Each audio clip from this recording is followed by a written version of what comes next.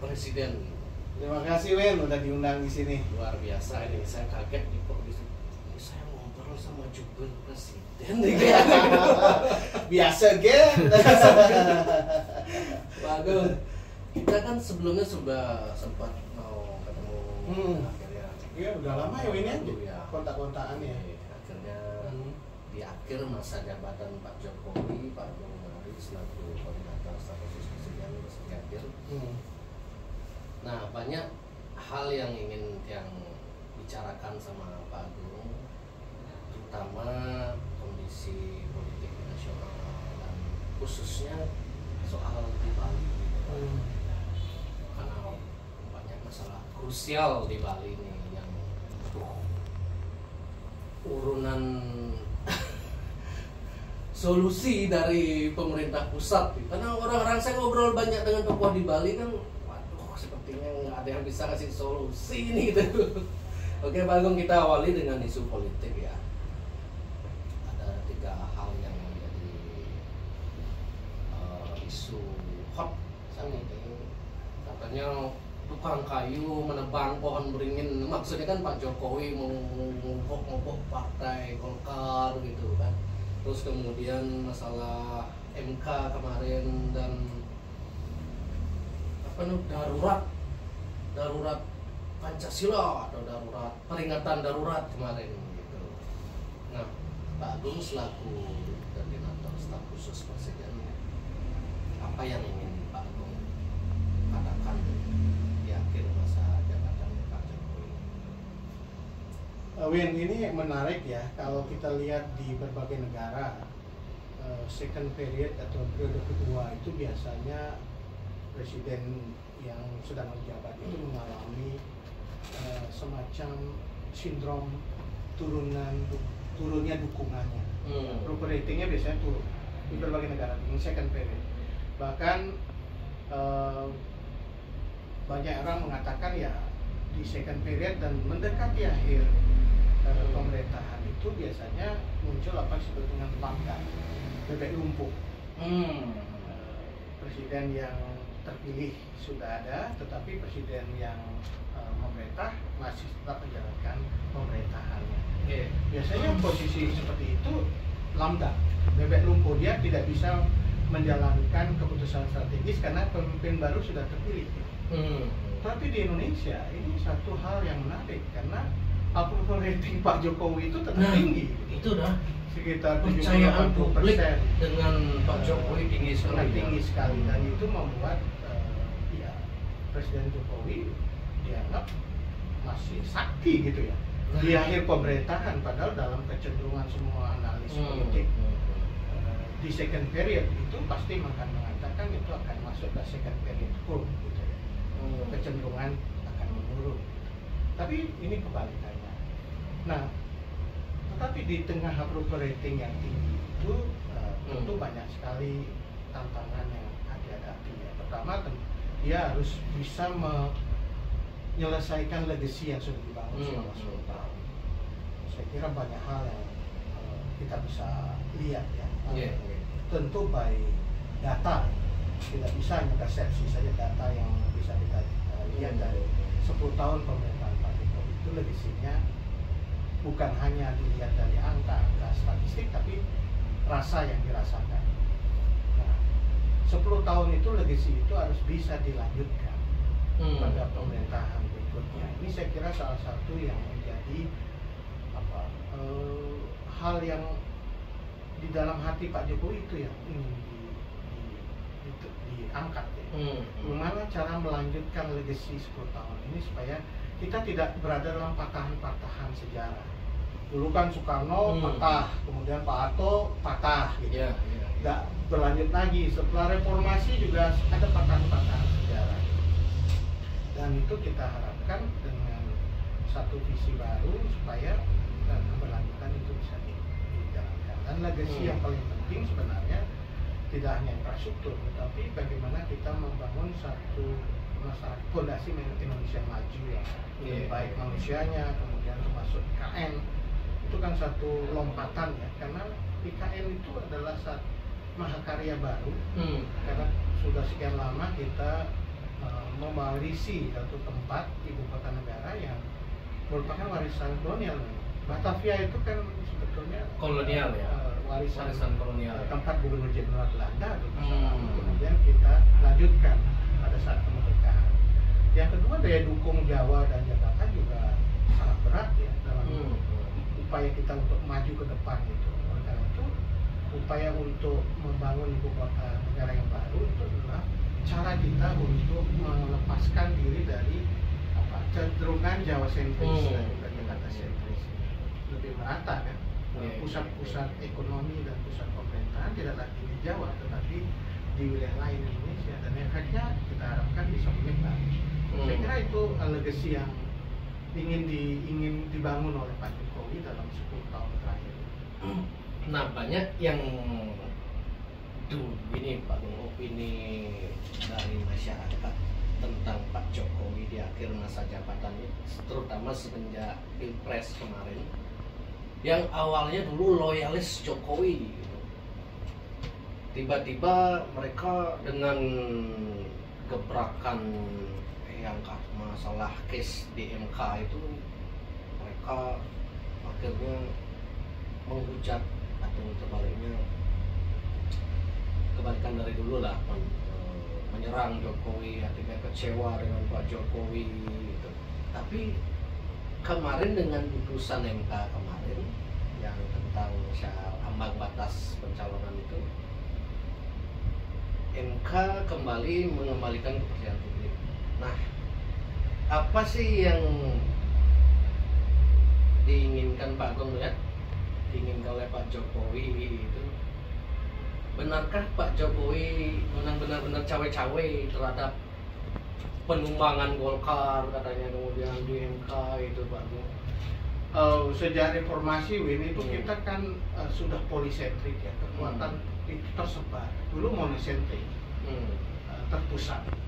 Sejak reformasi kekuasaan politik itu kan tersebar, tidak hanya kepada lembaga-lembaga yang ada, seperti misalnya dulu kan sistem presidensial yang kuat, tidak ada DPR sebagai balancing, tidak ada MK. Sekarang dalam sistem demokrasi yang kita bangun setelah reformasi itu kan ada check and balances antar lembaga, masing-masing punya ranah, legislatif, eksekutif, kemudian MK dan MA, masing-masing punya. Dan titik sentrum politik juga tidak hanya di figur presiden seperti masa lalu, tetapi di berbagai kekuatan politik, dan itu tidak pernah monolitik. Misalnya tahun 2014 Pak Jokowi kan tidak didukung hanya oleh kekuatan politik utama, dia didukung oleh beberapa partai politik, dan sisi lain Pak Prabowo oleh sebagian besar partai politik. Dari kalkulasi politik waktu itu kan partai politik yang berkumpul banyak inilah yang kan terungkap kan itu suara yang kita tahu masyarakat memutuskan lain. Itu menunjukkan bahwa masyarakat memiliki kehendak energi untuk menentukan, dan itu berlanjut terus. Jadi bagaimana proses politik itu tidak tergantung pada satu figur, tetapi sudah ada satu proses politik di mana kekuatan politik ada di berbagai tempat, termasuk partai politik. Partai politik itu seperti Golkar misalnya, itu punya konfigurasi politik internal yang juga sangat dinamis gitu.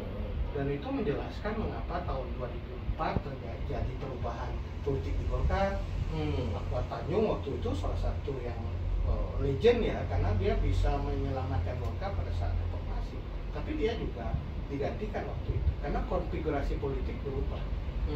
Begitu juga tahun 2014, 2017 Golkar bahkan sekarang ini terjadi. Jadi Golkar itu ibaratnya satu kekuatan di mana konfigurasinya beragam gitu. Istilahnya PT, yang punya sahamnya banyak konfigurasinya, sehingga itu internal politik terjadi dinamikanya di partai Golkar. Tentu saja dinamika politik di partai Golkar itu juga terkait dengan konfigurasi di luarnya.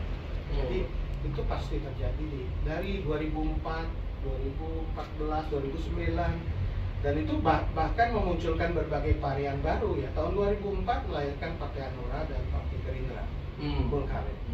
konfigurasi mereka di tahun itu. Tahun 2009 kalau nggak salah pakai Nasdem muncul dari itu. Jadi dinamis sekali nih Golkar itu dalam konfigurasi itu. Sehingga sangat tidak tepat kalau hanya sekedar ini karena faktor Jokowi saja sebagai faktor yang dianggap sebagai bagian dari persoalan di semua tempat. Ya. Dikit-dikit, wah ini Jokowi, dikit-dikit Jokowi sekarang ini. Nah, yang kan banyak sempat viral begini Pak. Jokowi pengkhianat waktu beliau waktu pilpres kemarin kan, waktu disinggung oleh Megawati juga, Jokowi mah kalau nggak ada PDIP gitu. Justru kan publik pasti yang banyak mengetahui justru PDIP yang kalau nggak ada Jokowi gimana kan gitu. Kebetulan saya kan mengikuti politik dari 2014 dulu kan. Saya tahu gimana demokrasi dulu, masyarakat sudah muak dengan partai politik, dengan munculnya sosok Pak Jokowi ini. Harapan baru, revolusi mental.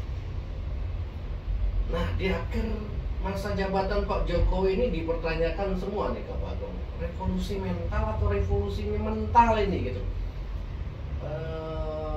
Harapan baru, belum ada visi misinya Pak Jokowi 2014 itu yang memenuhi harapan masyarakat.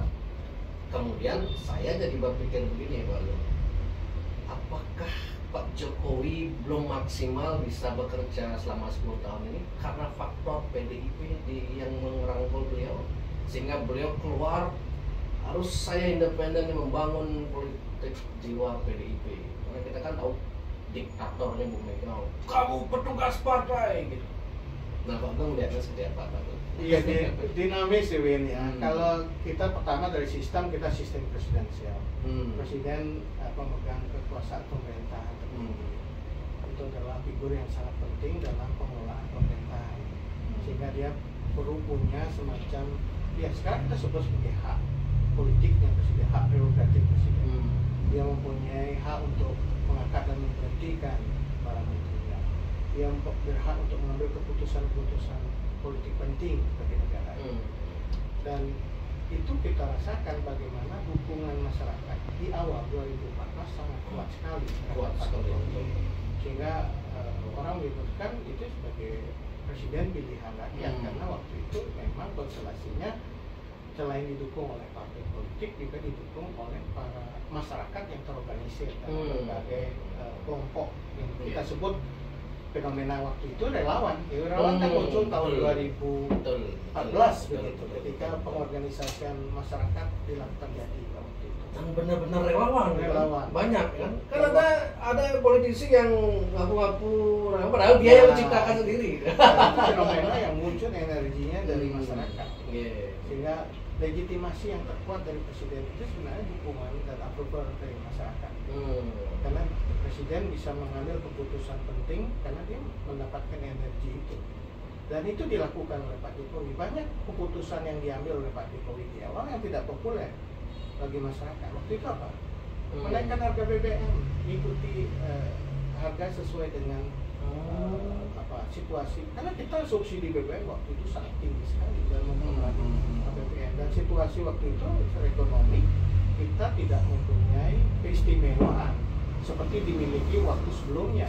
Kita tidak ekspor komoditas sedang turun dan lain-lain. Jadi Pak Jokowi mengambil pilihan yang tidak populer, tapi bisa jalankan keberanian untuk mengambil pilihan politik dan kebijakan itu. Nah, tentu dia struggling. Gitu. Waktu itu juga dukungan di DPR belum sepenuhnya ke Pak Jokowi. Gitu. Baru bisa sepenuhnya ke Pak Jokowi itu 2016. Baru reorganisasi politik itu terjadi dalam waktu 2 tahun. Akhirnya dukungan politik itu tersedia. Nah, 2016 ada peristiwa Ahok lagi. Gitu. Jadi itu terjadi satu energinya dia habis untuk menyelesaikan soal itu. Setelah itu baru 2019 pemilu lagi gitu. Setelah 2019 Pak Jokowi mencapai satu hal yang penting sekali dalam semua catatan politik Indonesia. Indonesia termasuk mungkin dunia bisa merangkul lawan politiknya masuk dalam pemerintahan. Itu fenomena Pak Prabowo jadi masuk, menteri iya. ya. Kemudian itu tahun 2019 dan mungkin unik sekali di dunia, Betul. tidak terjadi rival Ya, politik ya, ya, utama ya. masuk dalam pemerintah. Itu saya kira satu modalitas politik yang kuat tahun 2019. Tetapi kita terhantam oleh COVID. COVID ini termasuk menjadi satu hal yang penghambat, menjadi ya. tantangan. Untungnya waktu itu secara politik kita sulit. Setelah Pak Prabowo masuk dalam pemerintahan, kemudian juga apalagi kalau Prabowo dulu tidak masuk, nah itu tidak dirangkul sulit, Jokowi, ya, lebih sulit sekali. lebih. Tapi sulit, ya. 2022 approval rating paling tinggi Pak Jokowi, karena waktu itu berhasil selamat dari pandemi. Karena pandemi itu kan memukul dua sektor, satu kesehatan dan ekonomi. Nah, tapi kita satu dari sekian negara di dunia yang sangat sukses dalam mengatasi soal pandemi ini, terutama dampak ekonomi. Tapi apresiasi itu kan luar biasa tahun 2022. Nah, banyak orang sudah merasakan apa yang sudah dilakukan. Nah, ini kan kembali muncul persoalan ketika proses menjelang kontestasi 2024 gitu.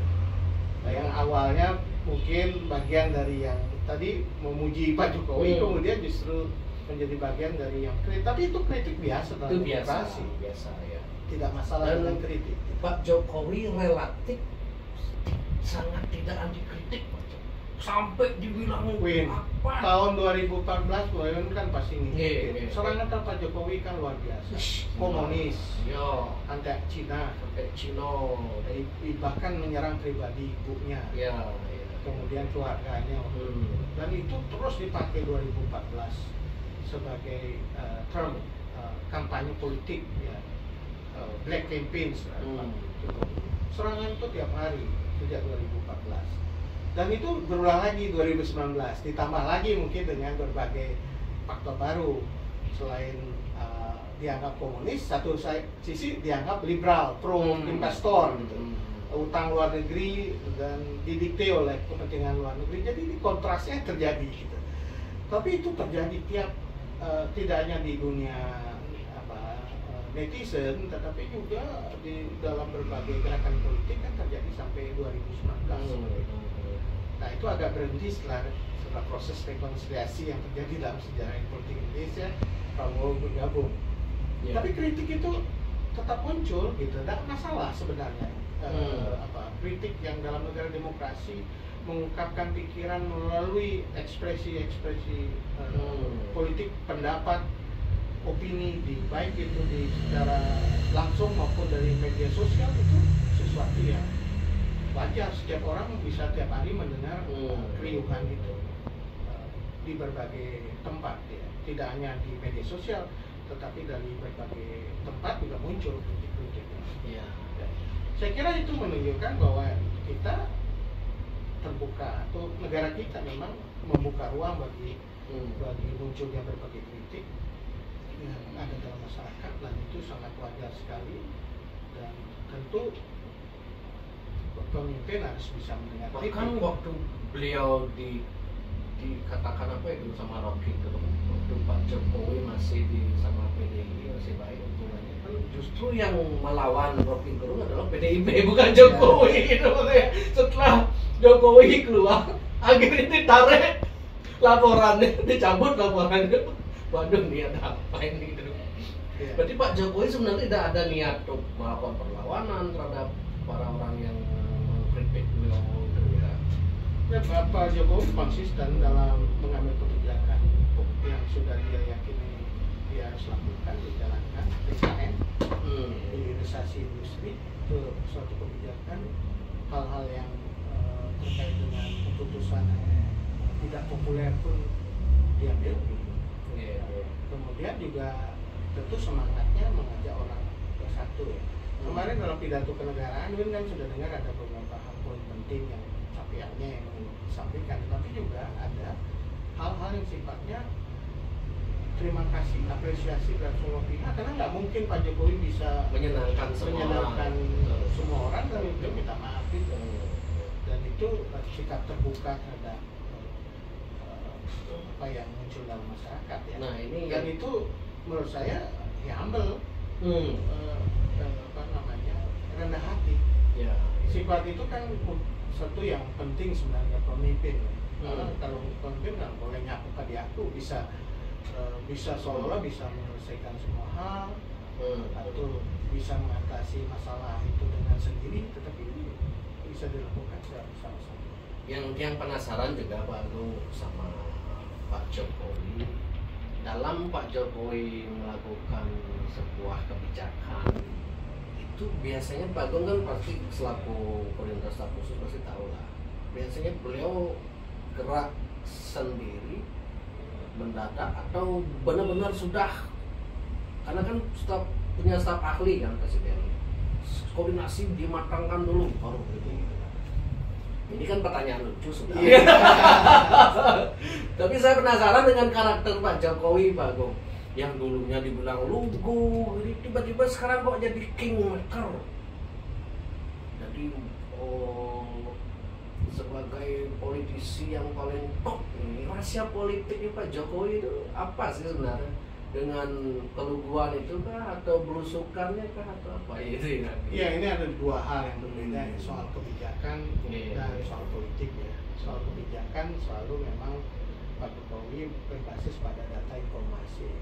By data. Itu kan misalnya inflasi ataupun data-data yang terkait ekonomi itu beliau dapatkan informasi sehingga bisa mengambil keputusan secara tepat. Data informasi itu salah satu yang.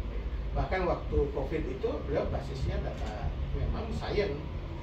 Apa yang muncul dari data informasi yang ada dalam kondisi lapangan itu yang kemudian menjadi basis keputusan. Yang kedua, itu diputuskan di atas meja dan pengertian dibicarakan, dirapatkan. Maka di era Pak Jokowi jumlah rapat kabinet itu sangat banyak, sangat sering. Jadi setiap minggu bisa terjadi 3-4 kali rapat kabinet. Bisa dalam rapat terbatas atau rapat yang lebih kecil, rapat internal atau rapat paripurna. Tetapi intinya itu dibicarakan. Supaya apa? Keputusan yang diambil itu bisa didiskusikan dulu oleh para menteri. Jadi pengalaman juga kadang-kadang kan juga ada muncul mendahului apa yang sebelum diputuskan bersama. Gitu. Jadi opini ke publik gitu. Padahal itu harusnya nggak boleh, harus dibicarakan dulu kalau memang ini harus ada keputusan. Nah, yang paling penting setelah keputusan itu diambil adalah eksekusinya. Jadi kemampuan untuk mengawal keputusan itu betul-betul jalan. Karena kalau kita berkaca dari presiden ataupun dari pengalaman politik sebelumnya, keputusan baik apapun yang kita buat, kalau dia tidak jalan, tidak bisa deliver, itu tidak akan menghasilkan sesuatu yang berdampak. Oleh karena itu, yang ketiga ini penting sekali. Pak Jokowi adalah orang yang selalu melihat lebih jauh bagaimana keputusan dijalankan. Itu yang kemudian kita sebut sebagai manajemen lapangan, belusukan tadi. Jadi beliau ke lapangan melihat itu betul nggak progresnya seperti itu, dan bahkan ketemu interaksi dengan orang banyak di lapangan. Dan di situ menjadi bahan untuk proses pengambilan keputusan kalau ada perlu koreksi atau pembenahan. Jadi itu yang penting sebenarnya dari pengambilan keputusan, dan dari proses pengambilan keputusan itu akan selalu dikawal, dimonitor dengan proses-proses kunjungan kerja belusukan itu. Sehingga bisa dikatakan, oh itu laporan ke Bapak seperti ini dari Menteri, dia lihat langsung situasi lapangan. Nah, ini saya kira lengkap yang dijalankan Presiden dari proses dia mendapatkan informasi lalu keputusan sampai dieksekusi. Sehingga yang paling penting sebenarnya kemampuan mengeksekusi program yang dijalankan. Nah, tentang politik, itu Presiden adalah man of action. Man of action pengertiannya dia kan tidak pernah berhenti. Situasi-situasi politik saat ini kan dinamis ya, sejak 2014 sampai 2019. Kadang-kadang up, kadang-kadang down. Presiden nggak pernah terus grafisnya gini. Atau naik, dia pernah turun. Nah, ketika dia turun, misalnya dari sisi situasi politik tertentu yang menyebabkan tingkat approval rating turun, kepercayaannya turun.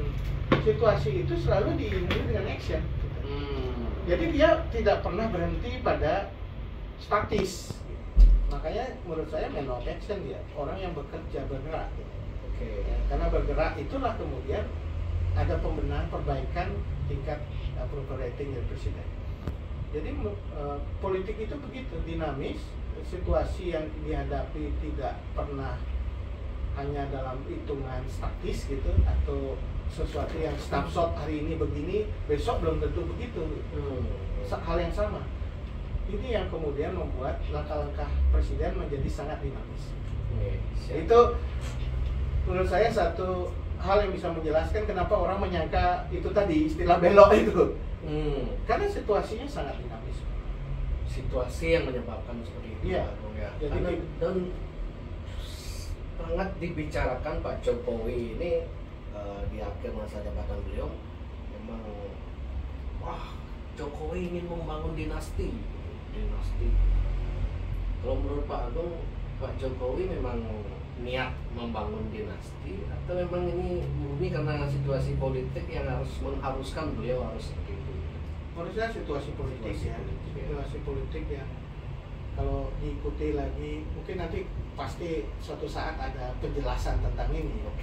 Tetapi kalau saya mendengar sih berapa kali misalnya keinginan untuk putranya untuk Pak Gibran untuk jadi wapres gitu sudah ditolak di awal. Oh, di awal ditolak sama PDI? Bukan, ditolak oleh Pak Jokowi. Oh, justru Pak Jokowi nolak dulu. Ada proposal untuk meminta Gibran untuk menjadi wakil. Kan orang pasti berkebutuhan terhadap identifikasi Pak Jokowi dalam pemilihan kan. Baik itu secara identifikasi diri itu pengertian begini. Ketika ada figur Pak Jokowi mengendorse seseorang menjadi presiden, itu sangat menentukan karena approval ratingnya sangat tinggi. Approval ratingnya tinggi, maka ketika di endorse oleh Pak Jokowi pasti akan sangat pengaruh. Nah, pasti ada kebutuhan untuk mengidentifikasi diri dengan Pak Jokowi. Itu sebagai strategi memang. Identifikasi diri dengan Pak Jokowi ada kedekatan. Sering ngajak kunker, sering dekat dengan Pak Jokowi, itu dianggap sebagai satu kedekatan. Semakin sering bersama Jokowi, itu dianggap sebagai salah satu strategi politik gitu, untuk selalu dekat dengan Pak Jokowi dan secara elektoral dianggap punya benefitnya. Nah, orang kan tidak selalu ingin dekat secara fisik saja. Ada kedekatan itu dari ide. Gagasan. Gagasannya yang disampaikan gagasan yang sama dengan Pak Jokowi atau berlanjut dari gagasan Pak Jokowi. Kedua, tidak hanya gagasan tapi secara fisik lagi, keluarga Pak Jokowi gitu. Jadi tentu ada langkah-langkah manuver untuk mendapatkan bagian dari keluarga sebagai identifikasi diri bahwa ini didukung oleh Pak Jokowi. Ini saya kira satu proses yang secara politik terjadi gitu, di berbagai. Tapi dapat saya simpulkan sebenarnya masuk jadinya Gibran jadi wakil presiden dulu itu bukan niat Jokowi sebenarnya. Awalnya kalau ngikuti proses, kalau ngikuti prosesnya kan sangat. Saya kira ini sudah banyak dibicarakan di berbagai tempat ya, bahwa di awal dia bicara rambut putih, dia bicara soal kan. Saya ingat itu Pak. Jadi nggak usah bahas itu lagi. Jadi sudah di awal pilihan Pak Jokowi sudah ada, tetapi ketika ada proses politik berikutnya itu yang membuat konfigurasinya berubah. Karena situasi politik yang terjadi. Saya baru ingat. Karena mungkin udah terlalu banyak bahas itu, lupa sampai Bang Agung. Iya. Nah, Pak Agung, yang salah satu mengundang Pak Agung ke sini kan gara-gara saya kan hampir setiap hari Pak Agung ke Denpasar ini. Dari Galalang, Gianyar. Macetnya itu parah sekali di Bali Pak Agung. Terutama di Ubud dari Gentong kelihatan Tegas, Mosekan, kemudian di kawasan Batu Bulan dikit ngurah rai. Dan ini sudah crowded sekali kayaknya Pak Agung.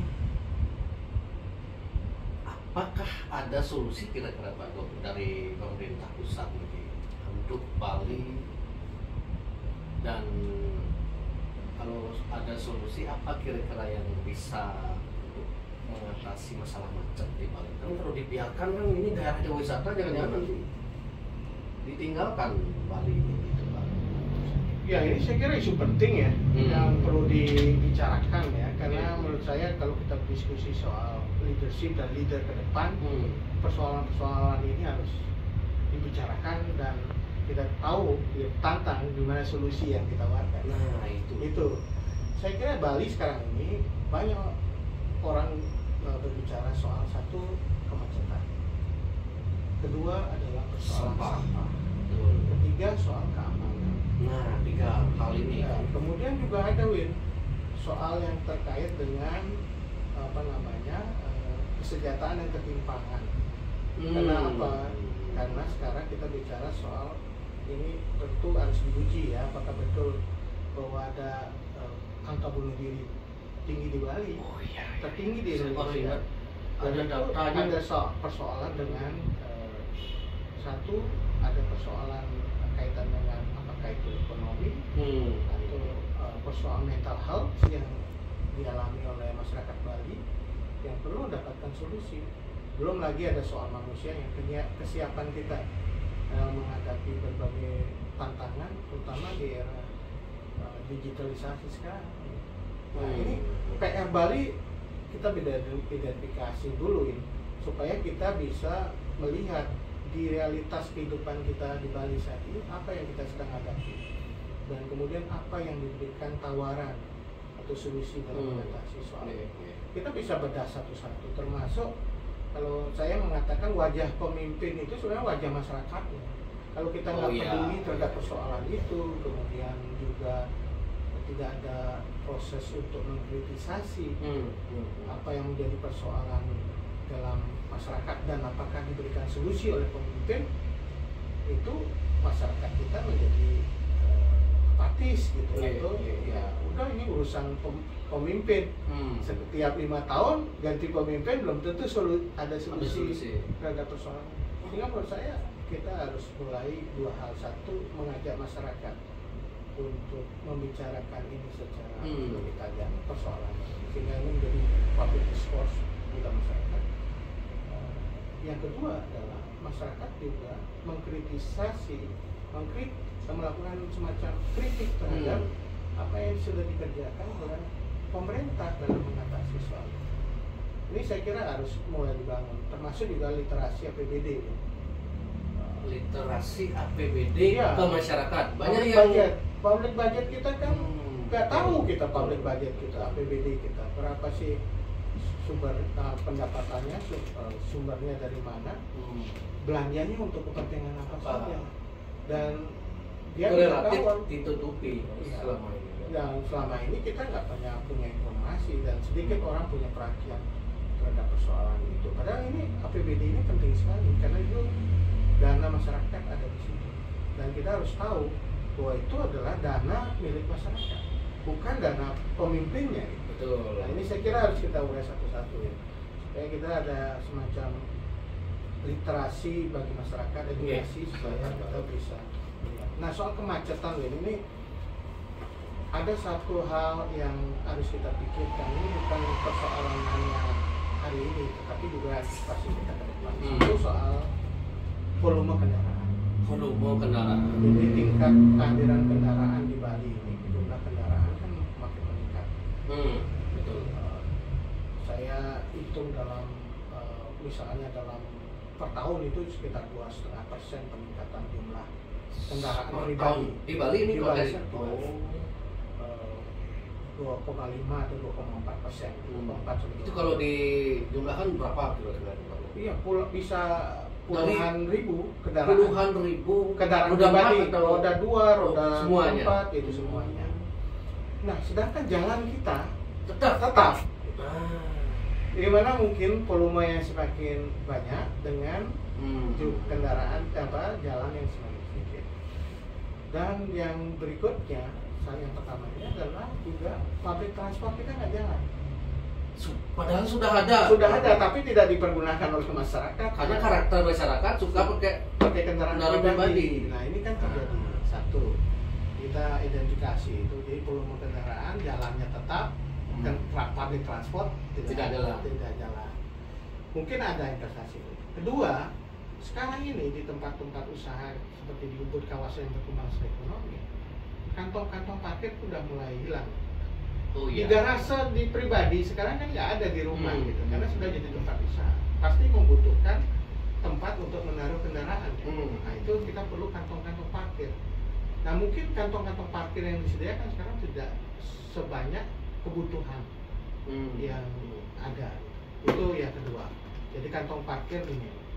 Yang ketiga itu adalah proses tata ruang kita itu tidak berjalan secara efektif. Karena tata ruang kita itu efektif itu bagaimana? Kita kan sekarang ini tumbuh kota, Ubud dulu desa, kemudian menjadi mengkota karena mengkota. Tetapi mengkotanya ini perencanaannya itu tidak sesuai dengan perkembangan terbaru, bahkan mengikuti tren perubahan yang sekarang terjadi. Didrive oleh market aja. Iya, asal ada duit bangun. Gitu. Tapi apakah itu tepat dalam tata ruang itu belum tentu. Karena saya dengar begini, 30 juta per 1 YB per are. Nah, selesai dengan perizinan akhirnya. Apalagi sekarang ada sistem OSS gitu. Investasi boleh langsung gitu. Nah, itu kan akhirnya menyebabkan tidak dikendalikan antara satu proses kepadatan aktivitas ekonomi dan juga pasti akan mobilitas itu dengan manajemen lalu lintasnya. Itu bisa terjadi, misalnya izin untuk mendirikan mall misalnya diberikan. Tidak, apakah itu sudah dihitung soal volume kendaraan yang akan datang, kemudian bagaimana, apakah sudah tersedia parkirnya, dan bagaimana mengatur soal itu kan seringkali diberikan izin tetapi tidak diberikan pertimbangan manajemen trafficnya gitu. Nah ini harus ada pengendalian tata ruang yang juga harus dijalankan untuk memberikan pengendalian terhadap apa yang terjadi. Mengenai masalah di Ubud, saya kira solusi jangka pendeknya memperbanyak kantong parkir, bahkan ada investasi yang besar untuk memperbanyak kantong parkir. Di mana misalnya itu? Misalnya bisa direncanakan daerah-daerah tempat-tempat yang sekarang ini menjadi tanah milik provinsi, milik kabupaten, itu bisa dipakai untuk tempat kantong parkir, difungsikan untuk itu. Atau kita sudah mulai membuat kantong parkir yang sifatnya vertikal ke bawah. Itu solusi juga supaya bisa menampung 3. Satu adalah mobil-mobil kendaraan warga. Warga udah tidak punya garase lagi, dia harus ditampung kendaraannya. Yang kedua adalah pengunjung yang sifatnya jangka pendek menjelang Ubud. Setelah itu dan ketiga juga sekarang adalah taksi online, taksi online, transport online. Betul, itu yang banyak. Ya itu kan biasanya dia harus ngetem istilahnya ya, menunggu pesanan online. Nah di mana ngetemnya itu? Nah biasanya ngambil tempat-tempat yang selama ini jadi jalan umum atau kantong parkirnya jadi penuh. Kalau sudah penuh kantong parkirnya, dia nggak akan mungkin bisa parkir yang lain. Nah ini harus dipikirkan manajemen tentang bagaimana memperbanyak kantong-kantong parkir dan sekaligus memikirkan manajemen trafficnya. Itu memerlukan investasi yang paling jangka pendek yang harus ada usaha dari daerah, baik pemerintah kabupaten dan juga provinsi untuk menginvestasikan membuat kantong-kantong parkir. Nah tentu salah satunya juga bisa mendapatkan dana dari pusat ya, bisa membangun satu tempat yang secara integrated, bisa dibangun misalnya kantong parkir secara integrated ditambah dengan transport publik yang bisa melayani. Karena biasanya orang kan males parkir jauh karena nggak ada alat untuk mengangkut mereka ke pusat kota.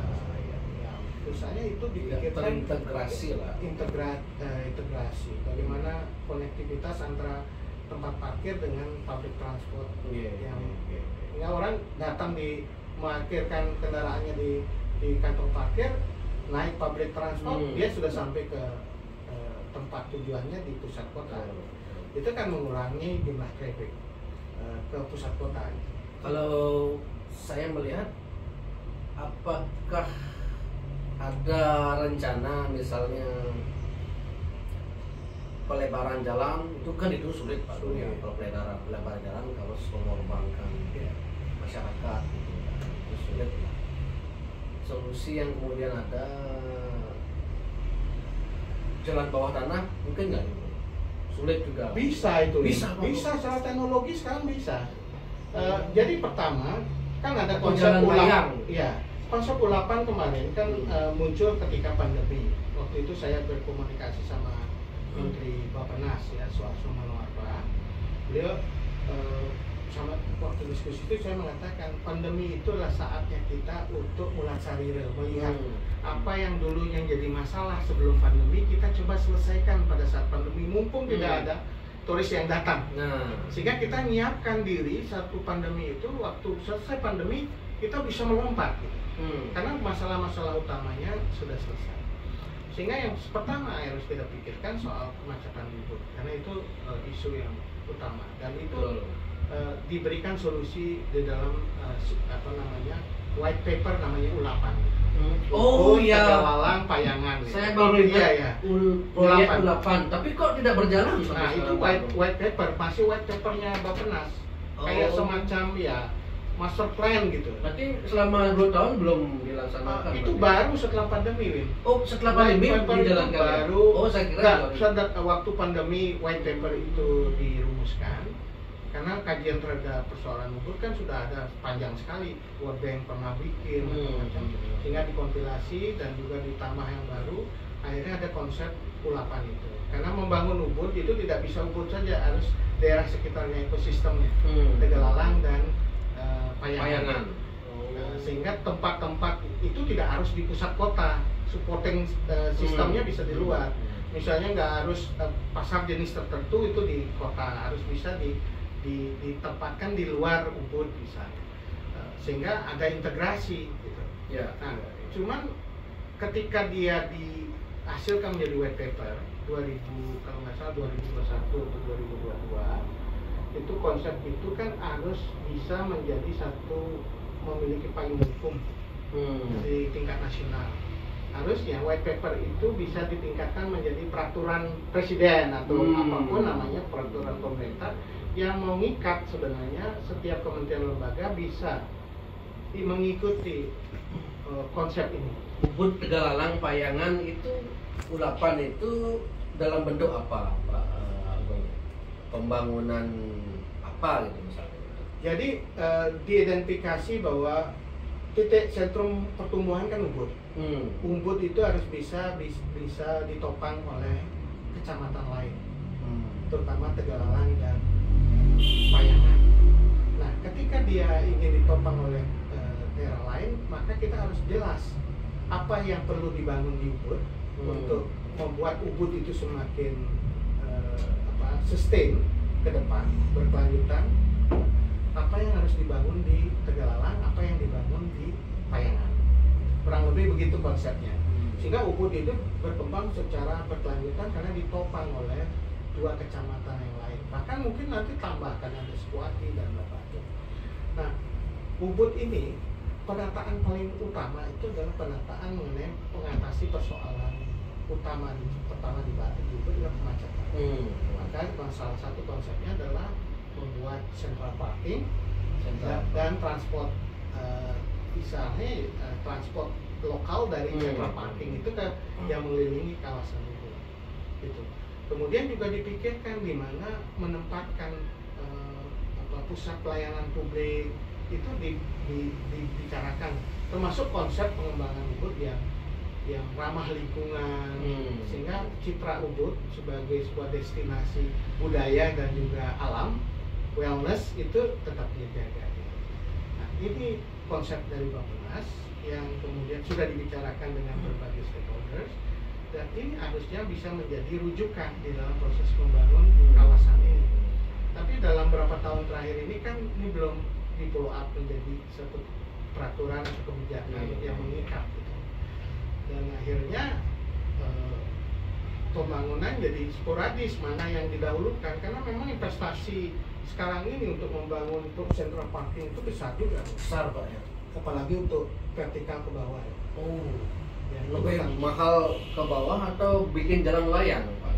Enggak, jalan layang di Bali kan Sulit. tidak sulit diterima karena ada Apalagi aturan. ini U-boat Ya, kan kita Sulit. secara budaya juga tidak. Tapi kalau pas. dengan kondisi yang separah ini Ya, harusnya mulai kita pikirkan parkir vertikal ditambah dengan konsep mungkin jadi community center di tempat parkir, jadi tidak hanya tempat parkir, tapi juga bisa dipakai sebagai public area, lapangan misalnya, atau untuk orang untuk melakukan jualan bisa dilihat gitu. Tetapi di bawah bisa dihubungkan satu lain sama lain melalui koridor. Itu konsep yang saya kira di berbagai negara, kok lihat di Eropa gitu. Orang nggak jalan di atas, tapi jalannya di bawah. Gitu. Dia menghubungkan satu tempat dengan tempat lain. Itu Singapura pun begitu. Siapa Singapura? TOD kan? Ini saya di bawah tanah ini gitu. Iya. Jadi konsepnya pasti hunian, Ya, apartemen, ada pusat perbelanjaan, shopping center, di bawahnya pasti ada MRT. Transportasinya Iya. itu di bawah ya. Iya, transportasi. Bisa. Karena kan pendek-pendek tempatnya. Karakter wilayahnya mungkin memungkinkan kan? Jangan bocor di Nah, mana? teknologi kita sudah mampu Canggih, melakukan ya? itu. Membuat satu terowongan di bawah untuk koridor itu bisa. Kan sudah ada Sudah berita ada. sobat 308 triliun gitu untuk Iya, bikin jadi, LRT atau MRT? MRT itu konsep yang juga di bawah. TOD juga seperti juga kita lihat di Singapura. Kita sudah punya konsep itu di Jakarta. Tapi yang kita perlu ingatkan sebenarnya dalam membangun investasi ini, membangunnya mudah, tapi maintenance pengelolaannya ya, operasionalnya yang harus kita Pak Jokowi udah mengingatkan kan? mengingatkan itu.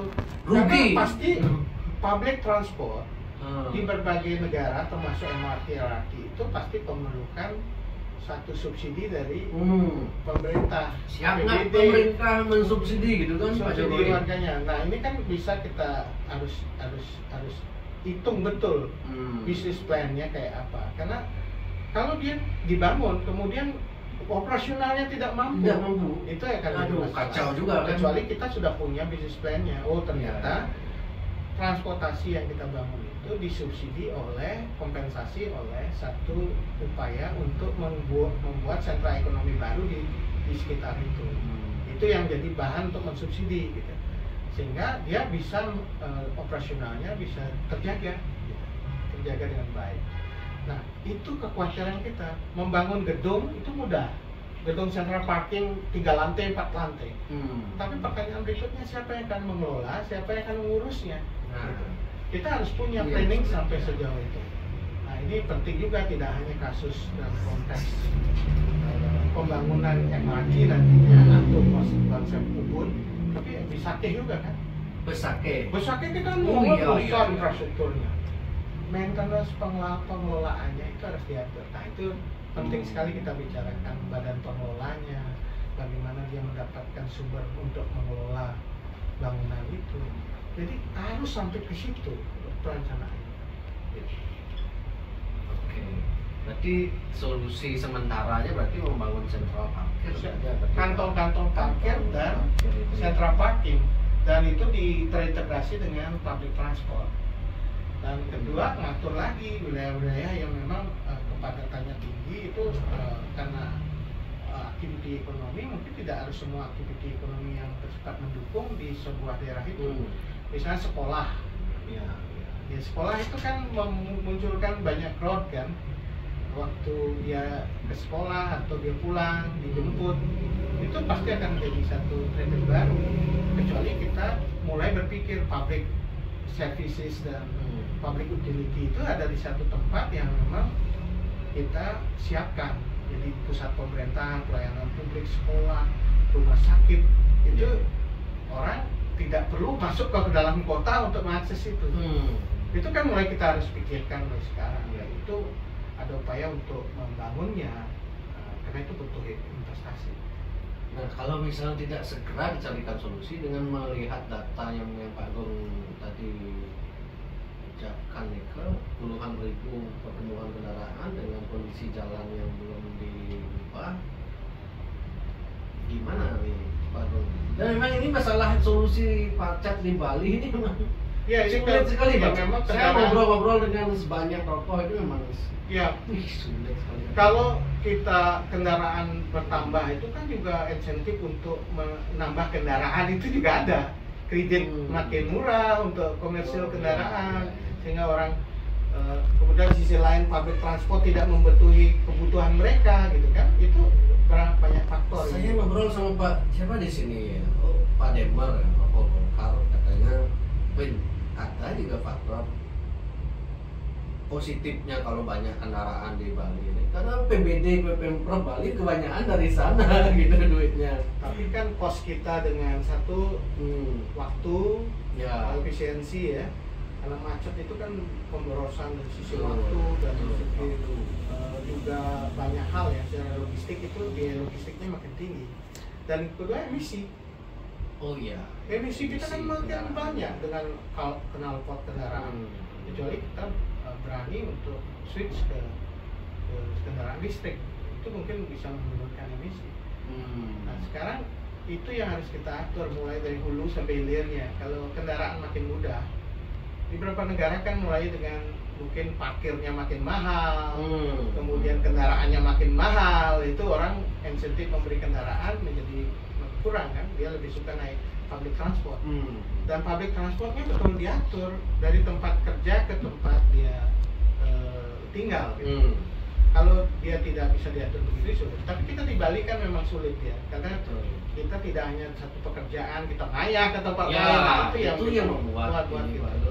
Kita perlu pikirkan itu tadi central parking yang lebih banyak, atau pusat kantong parkir lebih banyak, kemudian pengaturan mengenai tata ruang, manajemen perizinan yang lebih efektif, supaya betul-betul kita bisa menyebar tingkat kepadatan, supaya tidak satu tempat saja, bisa disebar ke tempat lain. Kalau Pak Jokowi tahu nggak kondisi di macetnya di Bali ini Pak? Tahu ya pasti ya. Kalau makanya salah satu hal yang didorong kan sebenarnya public transport Bali melalui MRT itu, dan itu saya kira hal yang dibicarakan oleh pemerintah pusat maupun belum belum betul-betul kita jadi satu keputusan yang solid dan kemudian dijalankan kapan. Karena prinsip dalam investasi itu di tengah keterbatasan APBN dan APBD itu kan harus diprioritaskan, itu bisa dengan kerjasama swasta. Investasi oleh swasta, sehingga investasi swasta itu bisa ikut menyelesaikan soal ini dengan master plan yang kita sudah. Kalau dari APBN kan sulit.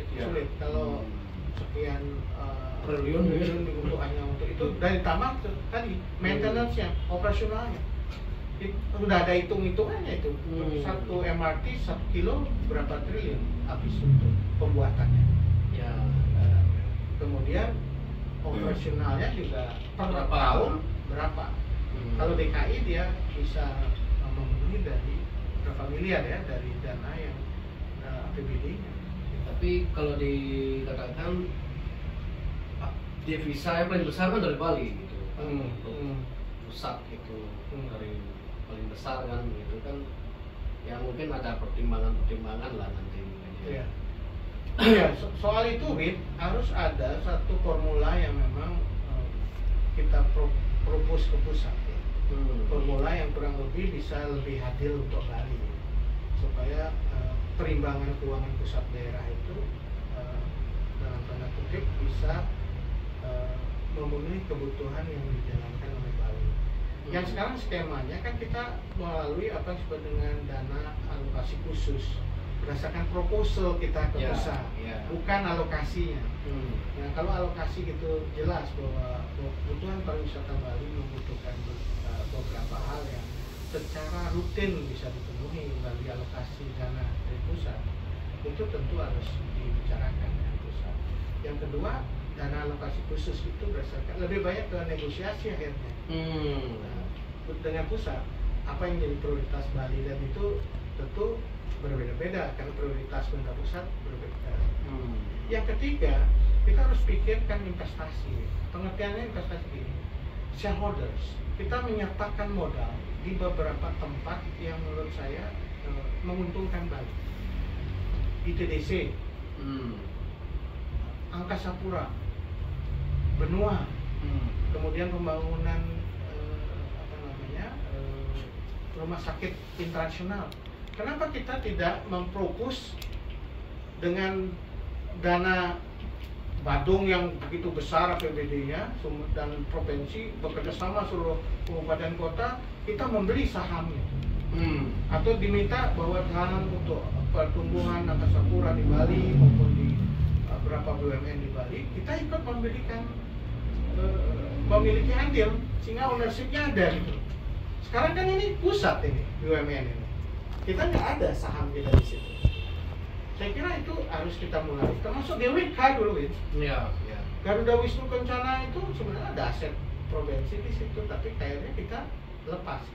Harusnya ini kita punya penyertaan modal dengan dana yang berlebih yang didapat dari pariwisata itu, kita investasikan kembali ke yang terkait dengan hal yang mendatangkan produktif, yaitu BUMN di Bali, atau super kita beli tanah-tanah di Bali nih. Beli tanah-tanah di Bali. Banyak misalnya sekarang orang ngeluh soal peralihan tanah di Bali, dibeli oleh investor di luar, dibeli oleh orang dari luar Bali kan. Kalau yang terjadi seperti itu, dana yang dimiliki oleh Pemda, provinsi maupun kabupaten kota, ngapain nggak beli aja tanah-tanah warga yang mau menjual? Pemdanya beli. Ya, sehingga kita punya bank tanah. Betul.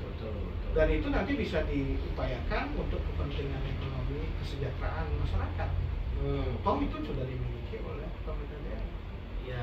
Jadi nambah ini. Jadi pemerintah yang beli gitu Pak? Iya, pemerintah yang beli ketika misalnya ada masyarakat yang kesulitan menjual tanahnya, atau mereka mau menjual tanahnya, dia bisa menjualnya pada pemerintah daerah. Itu semacam bank tanah ya. Jadi Pemprov memiliki banyak tanah-tanah aset. Oke. Dan itu dilakukan dengan cara membeli tanah yang oleh orang-orang Bali yang merasa ingin mengkonversi menjual tanahnya kepada orang luar itu jual aja Pemprov. Nanti Pemprov yang bekerja sama dengan Pemprov. Tapi kalau gubernurnya bagus, kalau kan ada juga saya dengar dari isu dulunya dana Pemprov kok bisa beralih. Ya itu makanya kita pertama harus punya badan aset yang bagus. Dan verifikasi di mana saja aset-aset Pemprov, aset-aset milik Pemkab. Yang kedua pengelolaan aset nih. Pengelolaan aset. Ya kalau kita nggak punya aset tapi kita nggak kelola dengan baik, dia akan tidak produktif. Betul. Ya banyak tanah provinsi itu ada di berbagai tempat sekarang. Ya, tapi hanya untuk pertanian misalnya, dan itu hasilnya juga nggak jelas. Tidak atau disewakan. Ya. Nah sekarang harus ada pengelolaan aset yang lebih bagus gitu, supaya bisa kita memperoleh sumber tambahan dari APBD yang kita miliki. Ya, siap. Wah ini baru bicara macet aja udah. Cuman saya ingin biar mumpung Pak Agung di sini kita tuntaskan aja lah Pak Agung yang jadi 2 episode nanti. Boleh. Karena kan ini pergantian pemimpin kan. Jadi masyarakat Bali jadi harus tahu lah kondisinya gitu dan solusinya mungkin dari Pak Agung yang notabene hampir setiap hari mungkin ketemu dengan presiden gitu Pak Agung. Kemudian setelah kemacetan masalah sampah ini Pak Agung. Iya. Juga menjadi PR. Sampah ini PR semua daerah, Wid. Semua daerah. Bahkan saya di Jogja kemarin juga ada darurat sampah itu juga. Tapi kita harus Bali harus jadi contoh kalau mau. Ya. Bagi daerah lain dalam menyelesaikan. Kita punya narasi Trito Karano katanya. Ya. Kita bangga-banggakan selalu. Baru turun dari pesawat udah lihat gunung sampah gitu. Gimana ini? Sangat ngerti gitu katanya, punya banyak sekali ajaran yang bagus, bagus. Tapi kalau kita menyelesaikan masalah sampah nggak berhasil, kan ada gap antara nilai yang bagus itu dengan kenyataan. Nah, karena itu sampah ini dari dulu itu persoalannya tidak dihilir. Sekarang kan banyak upaya kita untuk menyelesaikan sampah itu dihilir.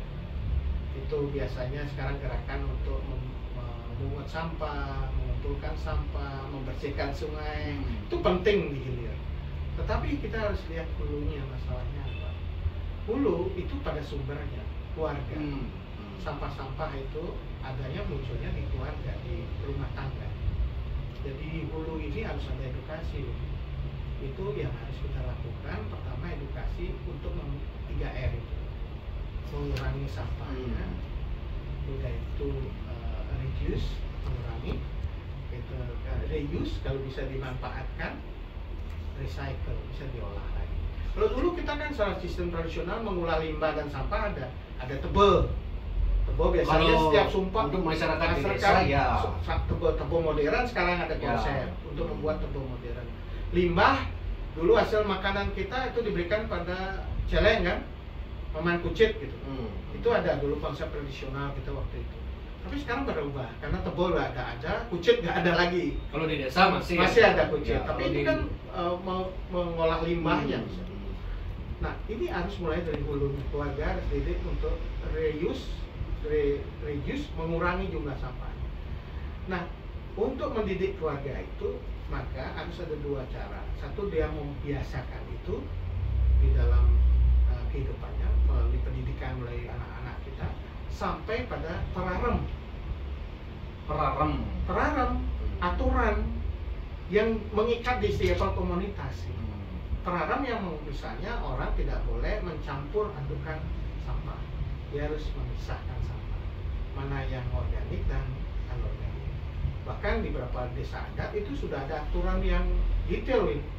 Kalau dia sampahnya adalah sampah dicampur, dia akan tidak diangkut oleh mobil pengangkut sampah. Itu jadi konflik. Kenapa nggak diangkut? Kan orang nggak dicampur gitu. Karena dia dicampur, harus dipisah. Nah, sampah-sampah yang sudah dipisah ini, yang misalnya yang organik, itu kan bisa diolah lagi.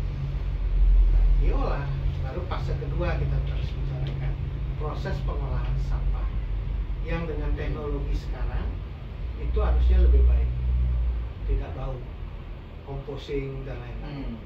Di beberapa daerah kan sudah dikasih tuh, di beberapa desa tempat pengolahan sampah oleh pemerintah provinsi disubsidi untuk membuat sampah. Tapi kan volume sampahnya masih sedikit, atau kedua belum terpilah gitu.